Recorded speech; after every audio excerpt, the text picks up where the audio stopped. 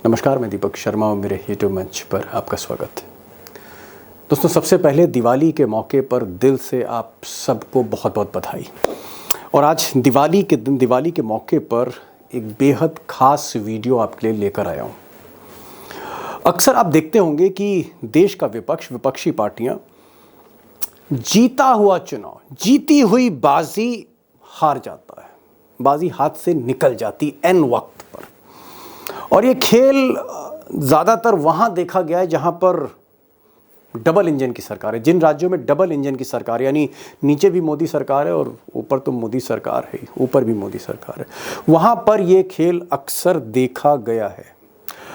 और जब भी इस तरह के अप्रत्याशित नतीजे आते हैं, अप्रत्याशित हार होती है, तो घूम फिर कर जो आरोप लगते हैं वो मशीनों पर लगते हैं कि मशीनों में गड़बड़ थी, मशीनों में खेल हुआ। कुछ सीटों पर ऐसा होता है, मैं इससे इनकार नहीं कर रहा हूँ, ये तो जांच का विषय, सीबीआई जांच करे, सुप्रीम कोर्ट मॉनिटर्ड जांच हो तब पता लगेगा। लेकिन मशीनों से परे हटकर, सिर्फ मशीनें ही नहीं है, मशीनों के पीछे जो चुनाव की दुनिया है, जिस तरह से चुनाव हो रहे हैं, आपकी आंखें खुल जाएंगी, आंखें खुल जाएंगी। आज खपले ही खपले, खेल ही खेल हैं, और ऐसे ऐसे खेल हो रहे हैं जिसका बिल्कुल भी आपको इल्म नहीं है, आपको पता ही नहीं। अब दोस्तों, चुनाव में जो अजब गजब खेल हो रहे हैं, मशीनों की बात तो आपने सुनी, लेकिन मैंने कहा कि पैसों का खेल है, सिस्टम का खेल है, डबल इंजन का खेल, बहुत से ऐसे खेल हो रहे हैं। और आज इन सब से पर्दे हटाने जा रहे हैं इस देश के चुनाव एक्सपर्ट, जो पिछले 35-40 बरसों से चुनाव को बहुत करीब से देख रहे हैं। सेफोलॉजिस्ट भी हैं, चुनाव के एक्सपर्ट भी हैं, चाणक्य भी हैं, और चुनाव के सारी प्रक्रिया को समझते भी हैं। और एक वक्त पर वो चुनाव के एक तरह से एम्बेसडर थे। जी हाँ, इलेक्शन कमीशन ऑफ इंडिया के योगेंद्र यादव। और मुझे ऐसा लगता है, मेरा मानना है कि योगेंद्र यादव से बेहतर चुनाव को किसी ने समझा नहीं। अगर आप पिछले 30-35 वर्षों की बात करेंगे, योगेंद्र यादव पहली बार बहुत कुछ बताने जा रहे हैं। मुझे लगता है ये जो इनका इंटरव्यू है, ये जो खुलासा है, वाकई धमाकेदार है, विस्फोटक है। मेरी सिर्फ एक गुजारिश है, इस इंटरव्यू में जो वो धीरे धीरे परतें खोल रहे हैं, बहुत पेशेंस के साथ, बहुत इत्मीनान के साथ इसको देखिए, आखिर तक सुनिए। एक एक परतें खुलेंगी, वो भीतर तक जाएंगे। मैं उनसे सवाल पूछता रहूँगा आपकी तरफ से, और आपको जवाब मिलेंगे, और तब आपको एक आइडिया हो जाएगा कि गेम हो क्या रहा है। आखिर तक इस वीडियो को देखिए, आखिर तक। योगेंद्र जी, पहला जो मेरा सवाल है वो ये है कि क्या आपको लगता है, आपने अभी इंडियन एक्सप्रेस में एक आर्टिकल लिखा और उसमें आपने कहा कि इलेक्शन कमीशन का कोई मतलब नहीं, और ये जो आचार संहिता है इसको जो है कहीं ना कहीं ताक पर रख देना चाहिए, इसका कोई मतलब नहीं है।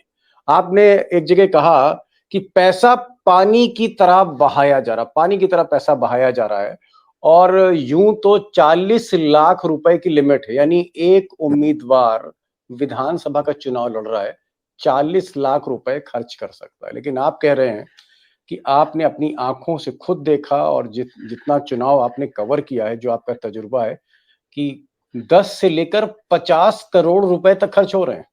50 करोड़, 50 करोड़, और इलेक्शन कमीशन चुप है, उसके ऑब्जर्वर जो है उनके आंख में पट्टी बंधी हुई है। ये हो क्या रहा है योगेंद्र जी? धन्यवाद दीपक भाई इसे नोटिस करने के लिए, क्योंकि चुनाव में हम अक्सर सिर्फ चुनावी घुड़दौड़ की बात करते हैं, कौन आगे है, कौन पीछे है, कौन जीत गया, और गड़बड़ी की बात होती है तो पता नहीं क्यों केवल ईवीएम की बात होती है। लेकिन जो हमारी आंख के सामने हो रहा है उसे देखने में दिलचस्पी नहीं है। हम सब ने मान लिया है कि भाई ये तो होगा ही, ये तो सामान्य प्रक्रिया है। अब इस देश में एक चीज है जिसका नाम है मॉडल कोड ऑफ कंडक्ट। आचार संहिता हैं कि मॉडल कोड ऑफ कंडक्ट, आचार संहिता जो है वो चुनाव को मर्यादित करती है। मैं काफी समय से इसे देख रहा हूं, और खास तौर पे इन चुनावों में अब जो हो रहा है, जो लोकसभा चुनाव में हुआ, और अब मैं झारखंड और महाराष्ट्र में जो देख रहा हूं, उससे तो ये स्पष्ट है कि मॉडल कोड ऑफ कंडक्ट नामक चीज इस देश में है नहीं। और दरअसल ध्यान से सोच के मुझे लगा कि क्यों नहीं इसको अब प्रणाम कर दिया जाए, कहा जाए कि भैया मॉडल कोड ऑफ कंडक्ट नामक कोई कहानी, कोई फिक्शन इस देश में नहीं है। और क्यों ना चुनाव आयोग जो न्यूनतम कानून है कम से कम वही लागू कर दे। देखिए, याद रखने की जरूरत है कि मॉडल कोड ऑफ कंडक्ट आचार संहिता एकमात्र कानून नहीं है जो कि इस देश में चुनाव को मर्यादित करता है। सबसे जो बुनियादी कानून है वो है रिप्रेजेंटेशन ऑफ पीपल्स एक्ट 1951 का, जो बताता है चुनाव में आप ये कर सकते हैं, वो नहीं कर सकते। इसके अलावा देश के सामान्य कानून भी हैं। आप यूं भी किसी के खिलाफ हिंसा नहीं भड़का सकते, किसी कम्युनिटी के खिलाफ नफरत नहीं फैला सकते, आप बेईमानी चोरी नहीं कर सकते, मारपीट नहीं कर सकते, तो सामान्य कानून है। यदि चुनाव आयोग चाहे तो इन सामान्य कानूनों का पालन करके हुए आचार संहिता को फिलहाल छोड़ दीजिए, इसका भी लागू यदि कर दे तो इस देश का चुनाव इतना ठीक हो जाए। और याद रखिए, इन सब के ऊपर चुनाव आयोग को एक बहुत ही विशेष अधिकार देश के संविधान द्वारा दिया गया है। वो है अनुच्छेद 324 में, जो कहता है कि इस देश में चुनाव को संचालित करने, मर्यादित करने और फ्री एंड फेयर चुनाव करवाने की पूरी जिम्मेवारी चुनाव आयोग पर है। सुप्रीम कोर्ट एक बार नहीं कई बार कह चुका है कि इस अनुच्छेद के तहत चुनाव आयोग जो करना चाहता है वो कर सकता है। शेषन के जमाने में किया भी। शेषन के जमाने में उसके बाद 15-20 साल तक चुनाव आयोग ने किया, कहा कि हमें देखिए, इस देश में निष्पक्ष चुनाव करवाना हमारी जिम्मेवारी है और वो करने के लिए जो कुछ करना होगा हम करेंगे। सुप्रीम कोर्ट ने कहा बिल्कुल बढ़िया, करो। अब जो स्थिति आ गई है कि उन विशेष संवैधानिक चीजों को तो छोड़ दीजिए, जो बिल्कुल न्यूनतम चीजें हैं उनको भी ताक पे रखा जा रहा है। और ये महाराष्ट्र झारखंड का जो चुनाव हो रहा है बिल्कुल साफ उसका उदाहरण है। आप मॉडल कोड ऑफ कंडक्ट पढ़ना शुरू कीजिए, उसका पहला अनुच्छेद है, पहला ही अनुच्छेद है कि कोई भी पार्टी या कोई भी नेता चुनाव के दौरान ऐसी कोई बात नहीं कहेगा जिससे किसी की धार्मिक भावनाओं को ठेस पहुंचती हो, जिससे किसी एक धर्म के खिलाफ एक घृणा, नफरत या द्वेष फैलाने जैसी एक्टिविटी कहा जा सके। हेमंत बिस्व शर्मा 24 अक्टूबर जमशेदपुर में, आपने ही लिखा है, 24 अक्टूबर जमशेदपुर में इन्होंने एक स्पीच दी। देश के कोने कोने से में अभी भी ये बाबर बसे हैं, देश के कोने कोने में अभी भी ये बाबर बसे हैं। और जैसे लोगों को बाहर फेंक दो, ये हेमंत कह रहे हैं। इन लोगों को लात मार मार कर निकालने का समय आ गया है। यानी जो मुस्लिम्स की तरफ इशारा है कि चारों तरफ ये जो फैले हुए हैं, इनको लात मार मार कर आगे करिए। ये भाषण जो है, ये एक्सेप्ट जो आपने कोट किया इंडियन एक्सप्रेस में, 24 अक्टूबर जमशेदपुर का भाषण है, जब आचार संहिता लग चुकी थी। मैं आपसे पूछना चाह रहा हूं कि अगर मान लीजिए, अभी मैं इलेक्शन कमीशन की बात नहीं कर रहा हूं, अगर टीएन सेशन होते, क्योंकि उस वक्त भी आप बहुत एक्टिव थे, बल्कि प्रोएक्टिव थे, टीएन सेशन अगर इस वक्त चीफ इलेक्शन कमिश्नर होते और एक chief minister model code of conduct लगने के बाद ये कह रहा होता कि ये जो बाबर बसे हैं देश देश में, लात मार मार कर इनको निकालिए, तो फिर सेशन क्या करते हेमंत बिस्व शर्मा के साथ? मैं ये पूछना चाह रहा हूं। बिल्कुल साधारण काम किया जाता, अगले दिन से इन पर चुनाव प्रचार करने का बैन लगा दिया जाता और कहा जाता कि आप झारखंड में घुस नहीं सकते, बाहर निकल जाइए। बिल्कुल इलेक्शन कमीशन के पास पावर्स हैं। उनको 24 घंटे का नोटिस दिया जाता, कहा जाता कि आप बताइए आपने कहा है या नहीं कहा है। बिल्कुल कहा है, मैंने खुद, मेरे को विश्वास नहीं हुआ, मैंने खुद वीडियो पे चला के चेक किया, एक एक शब्द चेक किया कि एग्जैक्टली क्या कह रहे हैं। तो उन्हें 24 घंटे का समय जरूर दिया जाता सफाई देने के लिए। और जब ये तय पाया जाता कि हाँ उन्होंने ऐसा कहा है, और इसमें देश में बच्चे को भी समझ आ जाएगा कि ये क्या कहा जा रहा है। ऐसे देश का कोने कोने में अभी भी जो बाबर बसा हुआ है, ये लोगों को भी हमने लात मार मार के निकालने का समय हमारा पास आ चुका है।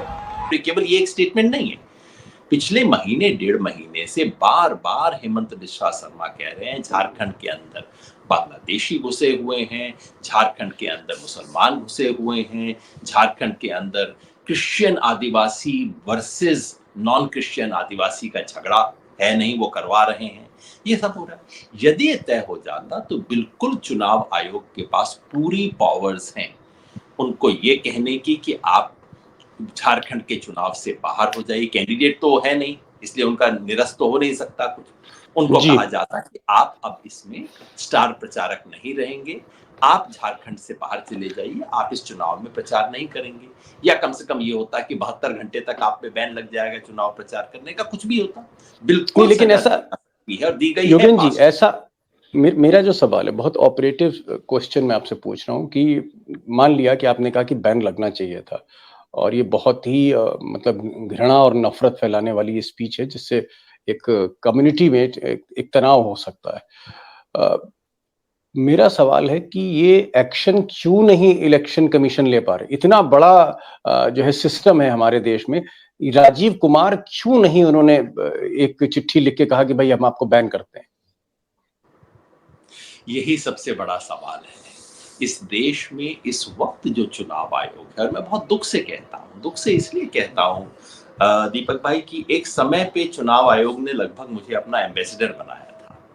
जब भारत का चुनाव आयोग बहुत धड़ल्ले से इस तरह के काम कर रहा था, तो मुझे याद है 2002 में जब चुनाव आयोग ने अपनी 50वीं वर्षगांठ बनाई भारत के चुनाव की, तो उन्होंने गोल्डन जुबली, दुनिया भर के, वाजपेयी की सरकार जब थी। जी जी। वाजपेयी जी की सरकार थी उसमें, आप दुनिया एम्बेसडर भर थे के चुनाव इलेक्शन कमिश्नर्स, कमीशन के? जी इलेक्शन कमीशन ने 50 वर्ष जो कि भारत के चुनाव के हुए थे, उस जी। मौके पे उन्होंने दुनिया भर के चुनाव कमिश्नर्स को भारत बुलाया और उन्होंने कहा हम नहीं बताएंगे कि हमने क्या शानदार काम किए हैं, ये एक लिखने पढ़ने वाला आदमी है, ये बताएगा। तो मैंने कीनोट एड्रेस दिया था ये बताते हुए कि भारत का चुनाव आयोग जी। किस तरह से पूरी दुनिया के लिए मॉडल बन सकता है। मजे की बात यह है कि इंग्लैंड में, हम लोगों को ज्यादातर को पता नहीं है कि इंग्लैंड के अंदर चुनाव आयोग होता ही नहीं था। इंग्लैंड में चुनाव आयोग बना ही सन 1995-96 के बाद कभी है, और वो लोग आए तो मैंने कहा कि ये बहुत अच्छी बात है, 200 साल तक आपने हमें बताया कि दुनिया कैसे चलानी चाहिए, अब जरा हम आपको बताते हैं कि चुनाव आयोग कैसे बनना चाहिए। तो जो व्यक्ति इस तरह के काम कर चुका हो, दुनिया भर में जाके मैंने भाषण दिए, बताया कि भारत की चुनाव प्रक्रिया कितनी स्वतंत्र है। ये सन 1995-96 से लेके समझिए 2010 तक के करीब सरकारें आई नहीं, गई। लेकिन एक बड़ी बात योगेन जी आपने कही, आपने कहा कि 2002 में आपको इलेक्शन कमीशन ने एम्बेसडर बनाया क्योंकि आप चुनाव की प्रक्रिया को बहुत भीतर तक समझते थे। उस वक्त आप एक बहुत बड़े प्रतीक भी थे। दूरदर्शन में आपके प्रोग्राम आते थे सेफोलॉजी के, हर चुनाव में आप और प्रणव राय यही चेहरे थे और विनोद दुआ, 3 लोग।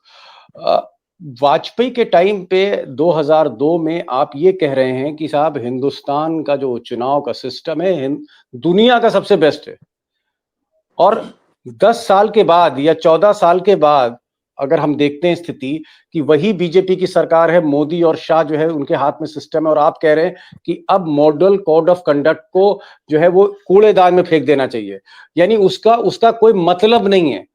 ये जो फर्क है वाजपेयी से और मोदी तक, अगर जी योगेन जी नहीं, मैं पूछूं, हाँ, अब बुनियादी फर्क आपको क्या लग रहा है?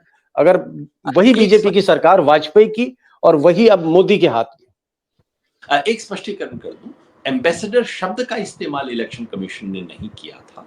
इलेक्शन जी, कमीशन ने मुझे की नोट एड्रेस देने को बुलाया था। चलिए, हाँ, दुनिया भर ऑलमोस्ट के 50 देशों के सारे इलेक्शन कमिश्नर्स आए हुए थे और उनके सामने की नोट एड्रेस देके मैंने स्थापित किया था कि देखिए दुनिया में एक मिसाल बन सकती है कि कैसे जी। कोई संस्था एक, और हमारे देश में पार्टियां हारती हैं, हारने वाली पार्टी सलाम करती है और कहती है कि ठीक है जनता ने हमारे खिलाफ वोट दिया है, चुपचाप से सत्ता में हट जाती है, और कैसे ये पूरी दुनिया के लिए एक मिसाल बन सकता है। उसके बाद से धीरे धीरे, मतलब ये मैं नहीं कहूंगा कि केवल 2014 में शुरू हुआ ये जो चुनाव आयोग का पतन है। आई थिंक ईमानदारी से इस बात को दर्ज किया जाना चाहिए कि लिंगदो के बाद से जेएम लिंगदो कमिश्नर थे मेरे ख्याल में 2002, 3, 4, 2 में नहीं थे, उसके बाद रहे वो, जी। 3-4 के समय तक रहे थे। उनके बाद से धीरे धीरे इलेक्शन कमीशन में हल्की सी गिरावट आई। इसे मुझे ईमानदारी से दर्ज करना चाहिए कि डॉक्टर एमएस गिल, जो कि चुनाव आयुक्त तो रहते वक्त जिन्होंने बहुत शानदार काम किया, लेकिन उसके बाद वो राज्यसभा के मेंबर बने, मंत्री बन गए। मुझे बहुत दुख हुआ ये देख के। नवीन चावला जी, जो कि गांधी परिवार के बहुत नजदीक माने जाते थे, वो चुनाव आयुक्त बने। रहते हुए उन्होंने कोई गलत काम नहीं किया, लेकिन इन चीजों से इशारा जो था, इशारा बहुत अच्छा नहीं था। धीरे धीरे चुनाव आयोग में थोड़ा सा प्रश्न चिन्ह लगने शुरू हुए, हल्के हल्के, बहुत बड़े नहीं। लेकिन उसके बाद जो हम देख रहे हैं 2014 के बाद, और सबसे इसका टर्निंग पॉइंट है 2019। 2019 2000। में आपको याद होगी कहानी, अशोक लवासा जी भारत के चुनाव आयुक्त थे। वो पुराने जमाने के नहीं थे, वो मोदी सरकार द्वारा अपॉइंटेड चुनाव आयुक्त थे और मोदी सरकार के बहुत इंपॉर्टेंट ब्यूरोक्रेट रह चुके थे। लेकिन 2019 के चुनाव में जब मोदी जी ने अपने नाम पे एक चैनल चलवाया बिना किसी अप्रूवल के, ना, तो अशोक लवासा ने कहा ना भाई, यहाँ पे तो लक्ष्मण रेखा क्रॉस हो रही है, और उन्होंने उसके विरुद्ध अपना डिसेंट दे दिया। उन्होंने अपनी असहमति दर्ज की।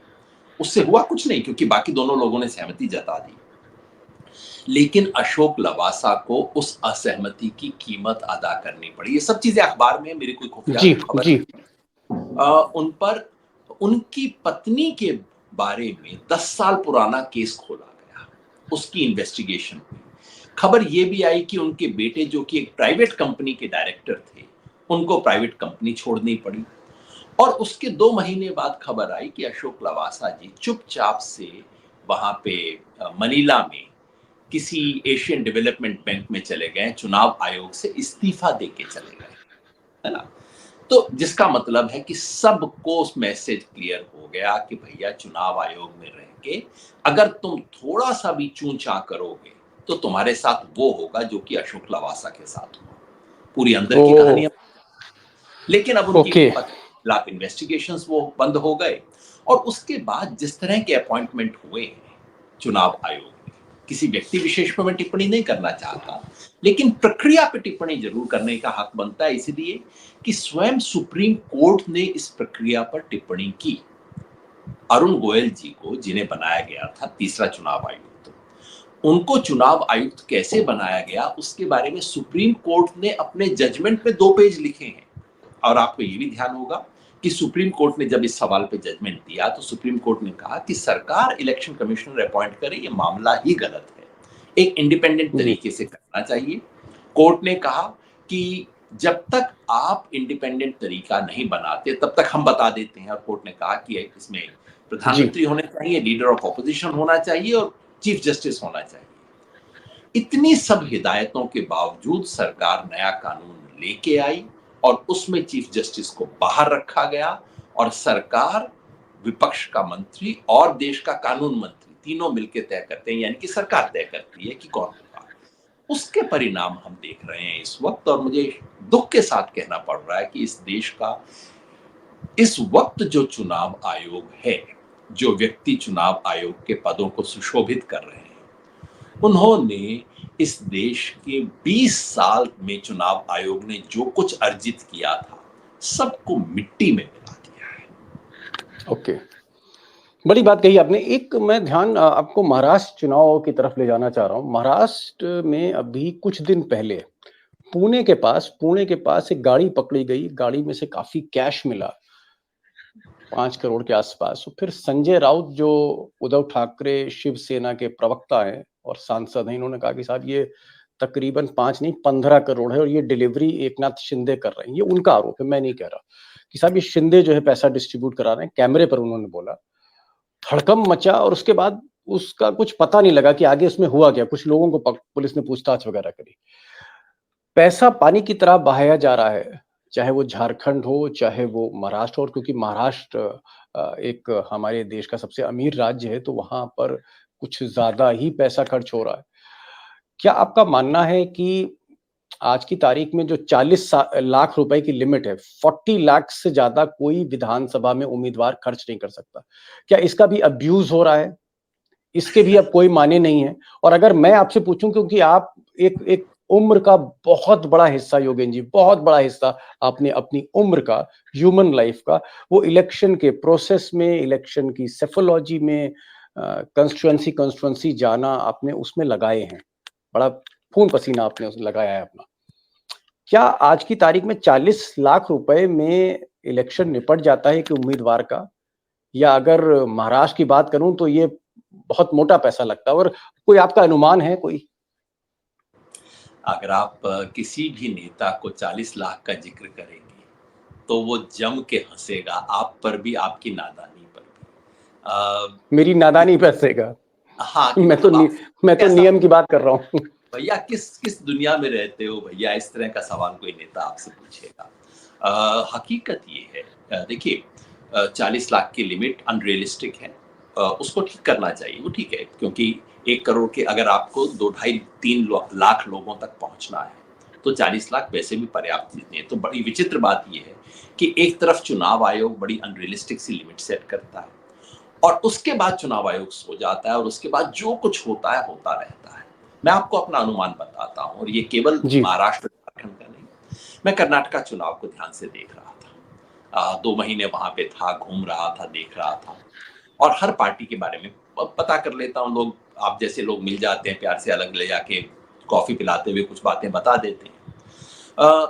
कर्नाटका में जो कर्नाटका के ग्रामीण क्षेत्र थे, वहां पे एक सामान्य उम्मीदवार जो किसी भी तीनों में से किसी भी एक बड़ी पार्टी का था, जिसे जीतने की संभावना थी, या ऐसा इंडिपेंडेंट जो कि जीतने की बिल्कुल लड़ाई में था, वो ग्रामीण क्षेत्र में 20 से 30 करोड़ के रूप बीच में खर्च कर रहा था। एक 20 से सामान्य 30 करोड़? हर उम्मीदवार खर्च कर रहा था। और बेंगलोर में यदि आप हैं, या कि आप मैंगलोर जैसे बड़े शहर में हैं, खासतौर पे बेंगलोर और उसके करीब हैं, तो 40 से 50 करोड़ के करीब खर्च कर रहा था। ओ जी। My god! तो ये और मुंबई में तो फिर 100 करोड़ तक होगा। जी, और बेंगलोर में चर्चा उस एक उम्मीदवार की हो रही थी जो कहते थे कि बाप रे, ये उम्मीदवार इतना पैसा क्यों खर्च कर रहा है। तो मैंने पूछा, भैया इसका कितना खर्चा है? लोग कह रहे थे नहीं, 150 के करीब खर्च कर रहा है। तो 150 150 वाले के करोड़? बारे में बात थी कि आप ये तो बहुत ज्यादा कर रहा है भाई, ये तो अति हो गई। अति 150 की हुई। 40-50 को कोई अति नहीं मान रहा था, सब कह रहे थे कि ये तो सामान्य है। तेलंगाना के बारे में दावा ये था, तेलंगाना के चुनाव भी मैंने देखे, वहां के बारे में दावा ये था कि यहाँ कर्नाटका से थोड़ा ज्यादा खर्च होता है, कर्नाटका थोड़ा हल्का मामला है, यहाँ पे कुछ हैदराबाद के नजदीक काफी पैसा आ गया है, तो तेलंगाना में थोड़ा ज्यादा होता है। महाराष्ट्र को हम अमीर राज्य मानते हैं, मतलब वो मुंबई की वजह से। पूरा महाराष्ट्र अमीर नहीं है, विदर्भ, मराठवाड़ा नहीं, मैं कहाँ, मुंबई की बात कर रहा हूँ। लेकिन जी। मुंबई के कारण, और क्योंकि महाराष्ट्र की राजनीति मुंबई से संचालित होती है और मुंबई के पैसे से संचालित होती है, तो अभी तो मैं आपको एग्जैक्ट आंकड़ा नहीं बता पाऊंगा, लेकिन इसमें कोई शक नहीं, और इसीलिए मैंने कहा है 10 से 50 करोड़ के करीब खर्चा निश्चित कर रहा है प्रत्येक उम्मीदवार। और याद रखिए, ये उम्मीदवार का खर्चा है, इसमें पार्टी का खर्चा शामिल नहीं है, जिस पर कोई लिमिट नहीं है, कानूनन लिमिट भी नहीं है उसके बारे में, तो मर्यादा तो छोड़ दीजिए। झारखंड जैसा प्रदेश, जो कि वैसे बहुत गरीब प्रदेश है, लेकिन वहां भी राजनीति जो है माइनिंग के पैसे से चल रही है, वहां भी काफी पैसा खर्च हो रहा है। तो दरअसल ये अपना जो उत्तर प्रदेश, बिहार है, खासतौर पे बिहार वगैरह, यहाँ बहुत कम खर्च होता है। बिहार बदनाम बहुत ज्यादा है, बिहार में खर्च बाकियों से बहुत कम हो रहा है। लेकिन ये दक्षिण और पश्चिम भारत जो है, जहाँ कुछ जी। संपन्नता आई है, बहुत पैसा खर्च हो रहा है। और मतलब दिक्कत ये है, देखिए चुनाव आयोग ये जो हर बार छोटी मोटी खबरें आ जाती हैं, यहाँ 5 करोड़ पकड़ा गया, यहाँ 2 करोड़ पकड़ा गया, बाद में चुनाव आयोग एक लिस्ट भी जारी कर देता है, हमने कुल मिला के छापों से 250 करोड़ रिकवर किया इत्यादि। इन सब जी। का दीपक भाई कोई मतलब नहीं है। ये बिल्कुल ऐसा है कि आपके मेन दरवाजे पे कोई मुनीम बैठा हुआ है, चौकीदार बैठा हुआ है, वो कह रहा है अच्छा आप 10:26 पे क्यों आए, आपको तो 24 मिनट पे आना था, मैं दर्ज करूंगा, स्टैंप करूंगा, ये वो।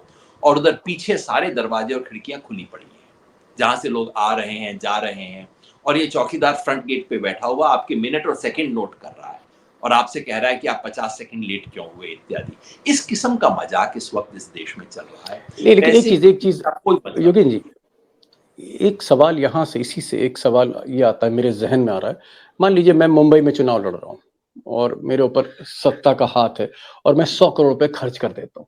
अगर मैंने 100-150 करोड़ रुपए खर्च कर दिए मुंबई में और मैं जीत गया, तो 150 करोड़ रुपए एक्सपेंडिचर अगर मेरा है, मैंने निवेश किया अपनी विधायक बनने में, एमएलए बनने में, तो मैं सरकार में जब मंत्री रहूंगा तो क्या मैं उस पैसे की रिकवरी करूंगा या उससे दुगनी रिकवरी करूंगा? या मैंने वो पैसा सीधी सी बात 150 है। करोड़ चौक के लिए बहा दिया? बिल्कुल। अभी तो मैं 100-150 छोड़ दीजिए, मैं सिर्फ अभी 20-25-30 करोड़ कहता हूँ, जो कि एक बिल्कुल नॉर्मल एवरेज है इस वक्त उस पूरे जी। इलाके में। अब आप ये 20-25 करोड़ कहाँ से भरपाई करेंगे? इसका सीधा उत्तर बेंगलोर में, हैदराबाद में और मुंबई में है, रियल एस्टेट से। रियल एस्टेट का स्कैम करके आप किसी जमीन पर कब्जा करेंगे या करवाएंगे, वहां पे आप बिल्डिंग बनवाएंगे और उस बिल्डिंग से पैसा जो आएगा वो आपके पास आएगा। सारी की सारी पॉलिटिक्स इन इलाकों में, बेंगलोर में, हैदराबाद में और मुंबई में, सारी पॉलिटिक्स रियल एस्टेट स्कैम के सहारे चल रही है और दुर्भाग्यवश तमाम पार्टियों में चल रही है। कोई पार्टी इसके कोई अपवाद नहीं है और चुनाव आयोग हाथ पे हाथ रखे देख रहा है, कुछ नहीं कर रहा है। और ये बात इस पे भी लागू होती है। और जो मैंने जिक्र किया है मीडिया और पेड जी। न्यूज, हाँ, मीडिया पे मैं आ रहा था। मीडिया पे मुझे याद आ रहा है, मैं जब इंडिया टुडे ग्रुप में था आज तक में, और हम लोगों को इंस्ट्रक्शंस दिए जाते थे कि भाई कोई खबर ऐसे नहीं करनी कि अगर किसी का इंटरव्यू करना है तो ऐसे नहीं करना है कि आप उसकी तारीफ कर रहे हैं, क्योंकि उस वक्त पेड न्यूज बड़ी कार्रवाई होती थी। अगर किसी भी रिपोर्टर ने अखबार में, चैनल में किसी पार्टी का अगर थोड़ा सा गुणगान कर दिया तो हो सकता था कि या तो एडिटर उस पर कार्रवाई कर दे या इलेक्शन कमीशन का जो है एक पूरी नोटिस आ जाए। ये जो पेड न्यूज था, अब हम देख रहे हैं कि गोदी मीडिया खुलकर, मतलब इधर जो है वोटिंग चल रही है, उधर मोदी जी का भाषण चल रहा है किसी कंस्टिट्यूंसी में। इस वक्त आज कहीं पर मान लीजिए फेज 1 की वोटिंग चल रही है तो फेज 2 में अमित शाह और मोदी जी का लगातार लाइव भाषण चल रहा है, और भी बहुत सी चीजें। तो ये जो पेड न्यूज है, पैसा दे के खबर छपवाना, खुलेआम विज्ञापन करोड़ों रुपए के बांटना मीडिया हाउसेस को, उस पे भी इलेक्शन कमीशन कार्रवाई क्यों नहीं कर रहा है? कि यहां भी एक मौन सहमति है या डर है, मोदी जी का सिस्टम का डर है? यहाँ दो स्तर की चीजें हैं। एक तो है स्थानीय स्तर की पेड न्यूज, और सच बात ये है दीपक भाई, एक पत्रकार को कहते हुए मुझे संकोच होता है, लेकिन और दिक्कत ये है कि करते दूसरे लोग हैं और छींटा आप जैसे लोगों पे भी पड़ता होगा। दिक्कत जी यही होती जी, है कि टीचर कि ना पैसा पढ़ाए लेके तो साफ कर देते हैं। टीचर को ईमान बताना शुरू कर देती है।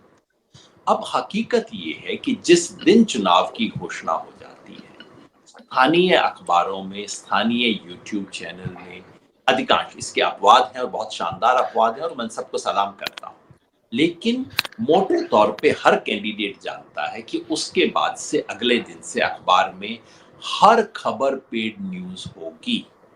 हर कैंडिडेट के पास जैसे ही उसका नॉमिनेशन आता है, स्थानीय पत्रकार, किसी अखबार का रिप्रेजेंटेटिव, टीवी चैनल का रिप्रेजेंटेटिव, यूट्यूब का यूट्यूब का चैनल। रिप्रेजेंटेटिव पहुंच जाता है कि क्या पैकेज आप दे रहे हैं। बिल्कुल ओहो, स्पष्ट है। बिल्कुल, हाँ, इसमें कोई मतलब बिल्कुल आप भी कह रहे हैं डरने कि की कोई बात नहीं। यूट्यूब चैनल चला रहा है कोई यूट्यूब चैनल चला रहा है तो वो पार्टी को या पैसे वाला कैंडिडेट कोई है उसको अप्रोच करके कह रहा है कि भाई पैकेज आप मुझे क्या देंगे? हाँ, केवल यूट्यूब वालों को मैं बदनाम नहीं करना चाहता। नहीं, मतलब अखबार वाले, चैनल वाले। अखबार वाले, चैनल वाले सब लोग आके बिल्कुल बाकायदा डील होती है कि आप कितना पैकेज दे रहे हो। भाई इतना पैकेज दे रहे हो तब तो आपकी सिर्फ एक खबर छोटी सी लगा दिया करेंगे, और हाँ, अगर ज्यादा पैकेज दोगे तो आपका फ्रंट पेज के ऊपर भी छपेगा, फोटो रोज नियमित रूप से छपेगा, और खबर क्या बनेगी आप चिंता ना करें, हम आपकी तरफ से बना दिया करेंगे खबर। ये काम भी किया जाता है। और हाँ, यदि आपको साथ में अपने विरोधी का चरित्र हनन भी करवाना हो तो उसका पैकेज अलग होता है। अगर आपको विरोधी के बारे में नेगेटिव खबर छपवानी है, उसके लिए अलग पैकेज होता है। तो एक तो स्थानीय स्तर पे ये होता है बिल्कुल, और मतलब देख के मैं तो सर पकड़ लिया, इतना इतनी बुरी स्थिति हो गई है। फिर मैं बार-बार कहता हूं, इसके अपवाद हैं, उन अपवादों को सलाम करना चाहिए। उन्हीं लोगों ने इस देश में पत्रकारिता की साख बचाए रखी। लेकिन जी एक सामान्य राजनेता सामान्यतः चुनाव के समय मानकर चलता है कि हर कोई खबर पैसे से खरीदी जा सकती है। मैं राज्य का नाम नहीं लूंगा।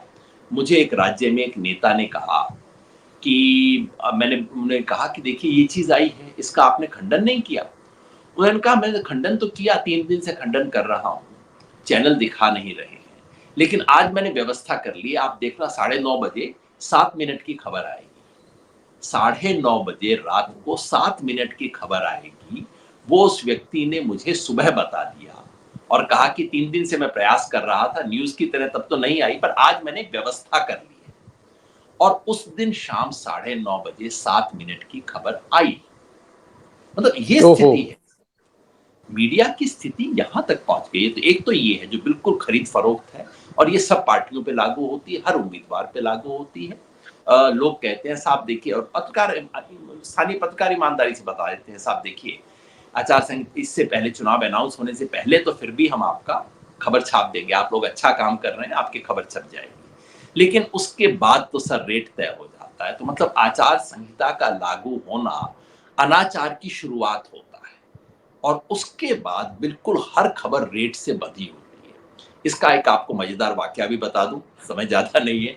2014 में मैंने चुनाव लड़ा गुड़गांव से, और देखा कि सब कैंडिडेट इस तरह का काम कर रहे थे। हमारे पास तो पैसा था नहीं, तो हमारी खबर एकदम जैसे ही चुनाव शुरू हुआ हमारी खबर छपनी बंद हो गई।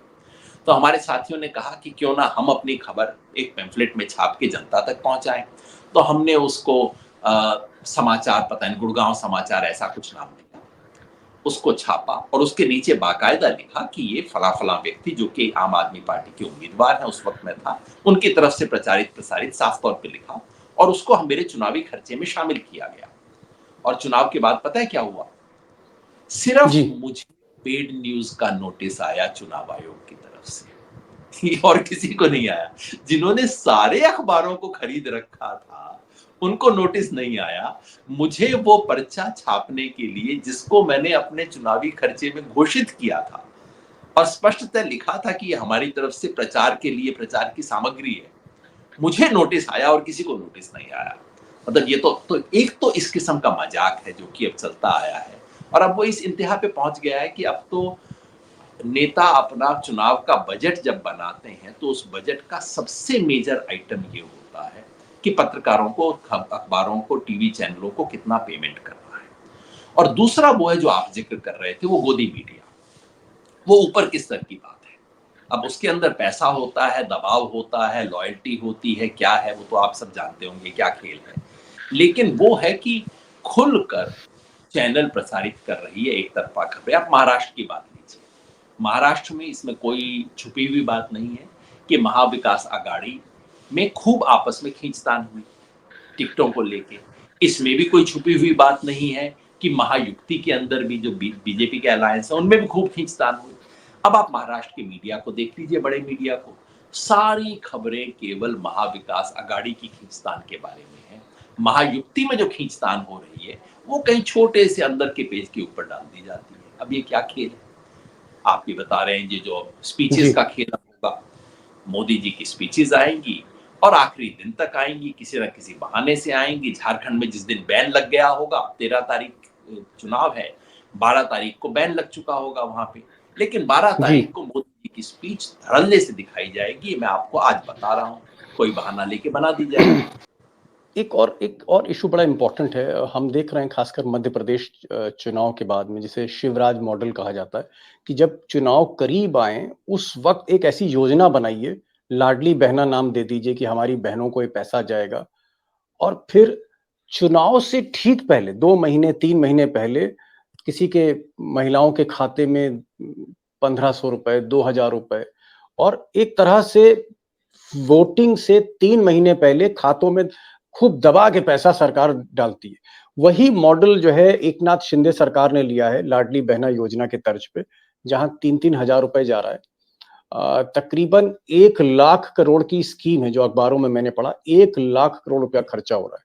ये जो चुनाव से ठीक पहले, ये जो 3 महीने 6 महीने पहले ये जो योजनाएं लागू की जा रही हैं, इसको आप कैसे देखते हैं?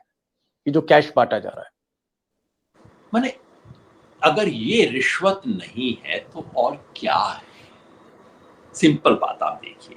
और दुर्भाग्यवश आपने बिल्कुल ठीक कहा, ये शुरुआत हुई थी इसकी, मतलब इस तरह की चीजें होती पहले भी थी, लेकिन इसे एक व्यवस्थित स्कीम की तरह नहीं, लागू जो करके इंस्टेंट स्कीम निकाली गई 6 महीने 3 महीने के अंदर, वो शिवराज मध्य प्रदेश से शुरू हुआ। मध्य प्रदेश में, और महाराष्ट्र ने तो अब इसको मॉडल बना दिया है। भविष्य में इसको अब शिवराज सिंह मॉडल नहीं कहा जाएगा, इसको महाराष्ट्र मॉडल कहा जाएगा, क्योंकि उन्होंने केवल एक स्कीम नहीं, शिवराज सिंह चौहान ने एक स्कीम लाई थी, लाडली बहना योजना, जिसके तहत उन्होंने महिलाओं को बैंक में पैसा देना शुरू कर जी दिया था।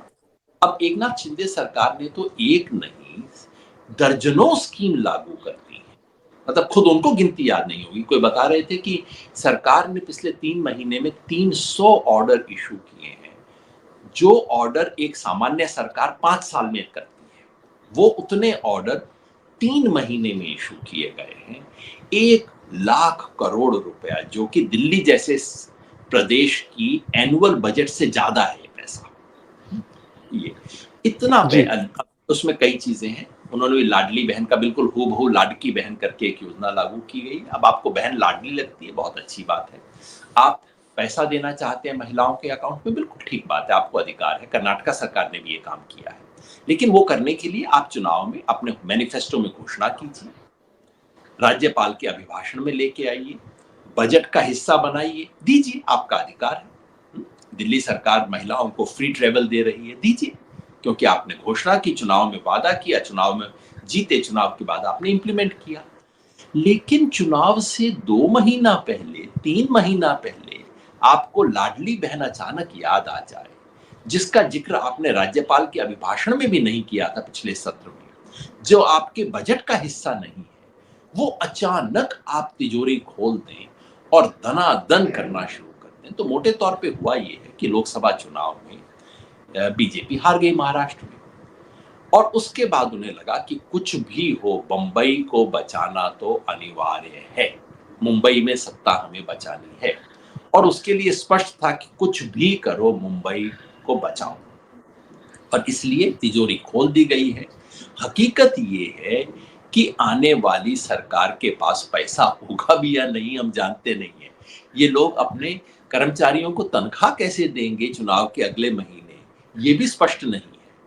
तो ये रेवड़ी कल्चर नहीं है, रेवड़ी से भी 2 कदम आगे है। रेवड़ी कल्चर उसको कहते हैं कि मतलब आप कह रहे हैं कि चुनाव के कारण दिवाली पे दिवाला निकाल दिया एकनाथ शिंदे ने महाराष्ट्र सरकार का, बिल्कुल दिवाला निकाल दिया। कर्ज है इस वक्त, तो ये सब आई थिंक 8 लाख करोड़ से ज्यादा का खर्च है, कर्जा है। अब ये केवल एक आर्थिक नीति के प्रश्न नहीं है, वो तो एक बड़े सवाल है कि सरकार को इस तरह की योजना लानी चाहिए, नहीं लानी चाहिए इत्यादि। मैं शुद्ध रिश्वत की इस वक्त बात कर रहा हूं कि आप चुनाव से ठीक पहले देखिए, मॉडल कोड ऑफ कंडक्ट फिर क्या कहता है। मॉडल कोड ऑफ कंडक्ट कहता है कि सरकार अपना सरकार में होने का फायदा नहीं उठा सकती चुनाव में, ये मूल स्पिरिट है। और मॉडल कोड ऑफ कंडक्ट में यही नई बात थी, इससे पहले सारे कानून इस देश में थे। मॉडल कोड ऑफ कंडक्ट जब 80 के दशक में आया, तो वो केवल एक ही नई चीज लेके आया था, वो ये कि उसने रिकॉग्नाइज किया कि हाँ भाई, जो रूलिंग पार्टी होती है उसको अनफेयर एडवांटेज हो जाता है चुनाव में, और उसको रोकना चाहिए। अब ये बताइए, जो महाराष्ट्र में हो रहा है वो अगर अनफेयर एडवांटेज नहीं है तो और क्या है।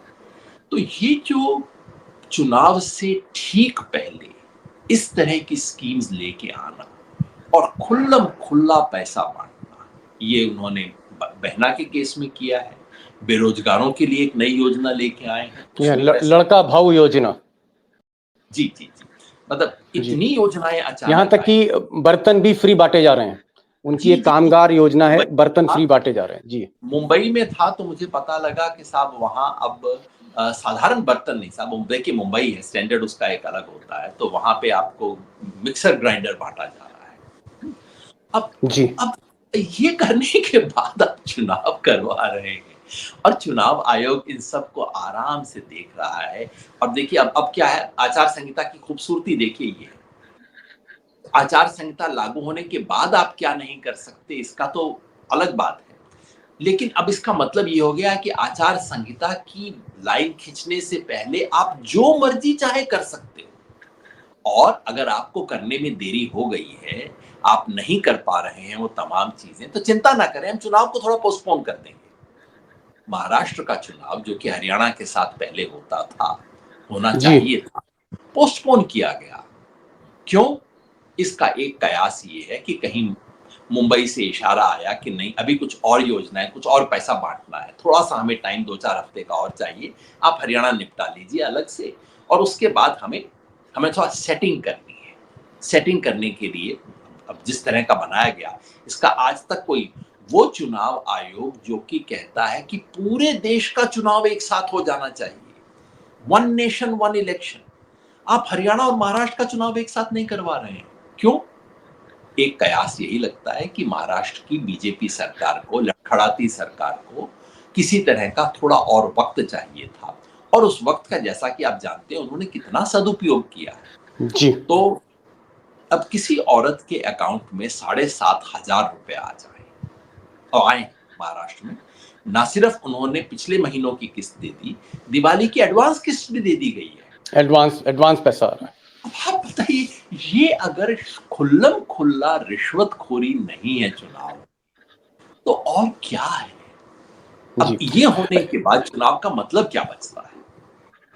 एक लास्ट क्वेश्चन है और बहुत ब्रीफ मैं आपसे जवाब चाह रहा हूँ। आपको क्या लगता है कि सिर्फ खेल मशीनों का नहीं हो रहा है, पूरे सिस्टम का खेल हो रहा है चुनाव में? पूरा सिस्टम का खेल हो रहा है। यही बात मैं काफी समय से दीपक भाई कह रहा हूं कि हमारे जो चुनाव में गड़बड़ी की तरफ जिन लोगों की निगाह रहती है, उनका ध्यान केवल मशीनों पे रहता है। और मशीनों के बारे में अभी बहुत ज्यादा कुछ, मतलब मैं हमेशा कहता हूं कि कोई प्रमाण मिले तब कहें। दुर्भाग्यवश चुनाव आयोग ने इसके भी जवाब नहीं दिए हैं। जिन लोगों ने पूछा था कि भाई कुछ क्षेत्रों में टर्नआउट बढ़ क्यों गया, चुनाव आयोग ने अभी तक संतोषजनक जवाब नहीं दिया है। एसोसिएशन ऑफ डेमोक्रेटिक रिफॉर्म, जो कि 25-30 साल से शानदार काम कर रही है, उन्होंने पूछा कि चलिए आप सिर्फ इतना बता दीजिए कि ईवीएम में जितने वोट गिरे और ईवीएम के जितने वोट काउंट हुए, उन दोनों में अंतर क्यों है? अब होना तो नहीं चाहिए ना, सवाल बनता है ना। अब वो बेचारे सवाल पूछ रहे हैं, चुनाव आयोग ने आज तक कोई जवाब नहीं दिया है। देश की 536 542 में चुनाव हुआ था और उनमें से 536 चुनाव क्षेत्र ऐसे हैं जहां ईवीएम में जितने वोट डले और जितने वोट काउंट हुए, दोनों में अंतर है। इसका भी कोई जवाब नहीं। तो फोकस हमारा इस पे आ जाता है। लेकिन मैं बार बार कहता हूं कि जो सामान्य चीजें हमारी आंख के सामने हो रही हैं, उस पर तो ध्यान दीजिए। वोटर लिस्ट में जो नाम कटवाए जाते हैं, जो खुल्लम खुल्ला सरकारी स्कीम बना के ब्राइबरी की जाती है, चुनाव से 48 घंटा पहले, 24 घंटा पहले जो दारू बांटी जाती है, जिस तरह का पैसा खर्च किया जाता है, मीडिया को खरीदा जाता है, इन सब चीजों के बारे में अब हम एक तरह से हमने मान लिया है कि चुनाव ऐसे ही होंगे। और ये बहुत खतरनाक चीज है। इसके बारे में ध्यान आकर्षित करने के लिए मैंने लेख लिखा। बड़ी बात आपने कही है योगेंद्र जी, कि सिर्फ मशीनों पर ध्यान नहीं जाना चाहिए। पूरा सिस्टम जो है उसी में बहुत सी खामियां हैं जो कहीं ना कहीं एक पर्टिकुलर पार्टी को फेवर कर रही हैं। और मुझे लगता है अगर यही हाल रहा या सिचुएशन डिटेरिएट करी और ज्यादा नीचे आई और ज्यादा पतन हुआ, तो आने वाले वक्त में या जो नई जनरेशन जब आगे बढ़ेगी, तो विपक्ष से जो भी आदमी अगर चुनाव जीतता है तो योगेंद्र यादव की तरफ से उसको गैलेंट्री मेडल देना चाहिए। फिर गैलेंट्री मेडल ही मिलना चाहिए। जो विपक्ष का आदमी अगर चुनाव जीत जाता है तो गैलेंट्री मेडल का ही वो हकदार है। इस तरह की बात इन्होंने सिचुएशन की है। योगेंद्र जी, आप आए, दिवाली पर आपने समय निकाला। मैं किन लफ्जों में आपका शुक्रिया अदा करूं, मुझे खुद नहीं वो लफ्ज नहीं मिल रहे हैं। बस आप आते हैं और हमारे श्रोताओं को, दर्शकों को, दोस्तों को, मित्रों को आप इंस्पायर करते हैं, एक नई बातें आप सामने रखते हैं। उसके लिए बहुत बहुत शुक्रिया। Thank you so much for joining this program Yogendra ji. Deepawali की सबको बहुत बहुत शुभकामनाएं।